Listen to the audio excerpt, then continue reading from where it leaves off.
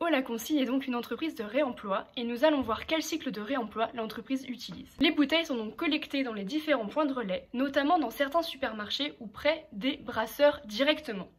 Elles sont ensuite lavées puis inspectées.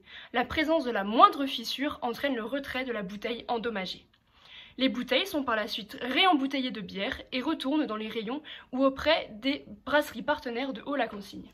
Si l'entreprise roubaisienne installée à Lille ouvre le marché du réemploi en France après 40 ans de politique du jetage de bouteilles, elle n'a pour l'instant que des partenariats avec des supermarchés de Lille ou des brasseries de la Melle. Pour l'instant, l'entreprise Haut la Consigne n'a que 4 entreprises partenaires au niveau de la ville de Lille.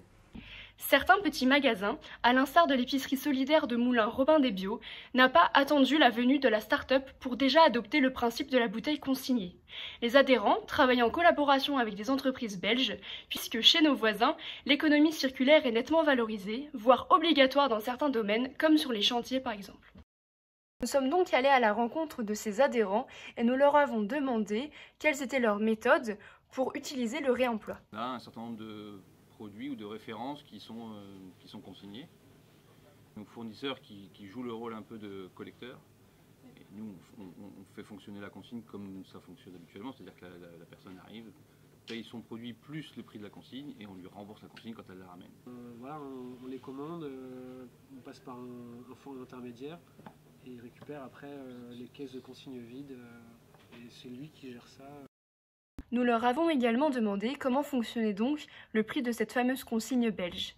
C'est 20 centimes pour les grandes et 10 pour les petites. Il n'y a pas un intermédiaire spécifique qui s'occupe de ce réemploi. C'est vraiment un circuit entre le producteur, le grossiste et nous. Et en fait, toutes les transactions se font comme ça. Il n'y a pas un opérateur au milieu qui gère les flux de... Il n'y a pas d'obligation légale à consigner, c'est plus une démarche du producteur qui veut s'engager justement vers un zéro déchet, mais nous, politiquement parlant, on a été incité depuis une quarantaine d'années à jeter et recycler, quoi. Et les collectivités ne prennent pas ça en charge encore. Après ce dernier commentaire, nous pouvons donc constater que Haut la Consigne prend une place qui peut sembler nécessaire dans le système de réemploi et de consigne en France. Le nom de Haut la Consigne nous a beaucoup intrigués. Nous avons donc demandé à la cofondatrice de l'entreprise de nous donner la raison de ce nom. Le terme réemploi était quand même est toujours moins connu que consigne, donc ça c'est pour le sens du mot consigne, donc c'est pour évoquer tous ces contenants réemployables.